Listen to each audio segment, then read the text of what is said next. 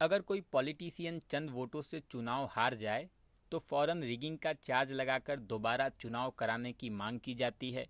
EVM पर सवाल उठाए जाते हैं। परंतु आज जब देश के विभिन्न शहरों से नीट में हुए कदाचार का पर्दाफाश हुआ है तो एनटीए से लेकर जिम्मेदार पदों पर बैठे महाशयों ने एक बेशर्म चुप्पी साध रखी है।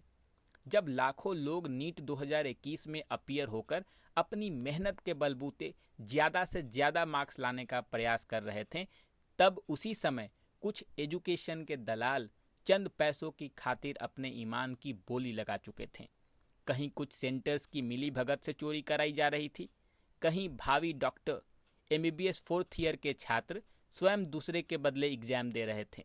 जी हाँ, आगे हमें इन्हीं डकैतों से अपना इलाज करवाना है। अब कहा जा रहा है कि दोषी कैंडिडेट्स पर कार्रवाई की जाएगी। कड़ी निंदा वाली स्टेटमेंट का अभी भी इंतजार है।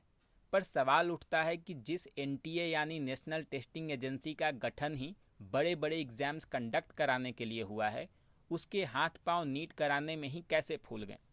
और अब जब चोरी पकड़ी जा चुकी है तो नीट 2021 को दोबारा क्यों नहीं करवाई जानी चाहिए। यहाँ ईवीएम हैक नहीं हुआ, सिस्टम हैक हो चुका है। एग्जाम कराने वाली संस्था हैक हो चुकी है। If NTA has failed to conduct NEET smoothly this time, then certainly it vindicates the position of Tamil Nadu government that NEET is not the best way to select future doctors. I am not buying that.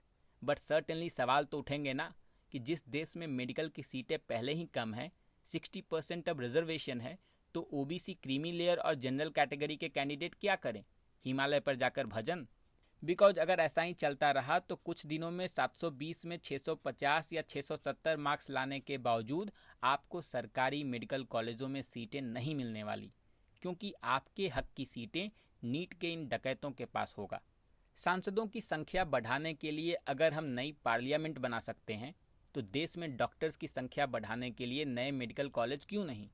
Corona काल में इस देश को ज़्यादा सांसद नहीं, ज़्यादा doctors चाहिए। अब जबकि ये साबित हो चुका है कि नीट 2021 में चीटिंग धड़ल्ले से हुई है, तो इस एग्जाम को रिकंडक्ट करने में एनटीए को हिचकिचाना नहीं चाहिए। And I fully support the social media campaign that is #reconductneetug 2021. If National Testing Agency fails to reconduct NEET this time, then Supreme Court must intervene like they did in the case of AIPMT earlier and order NTA to reconduct NEET in 2021 too.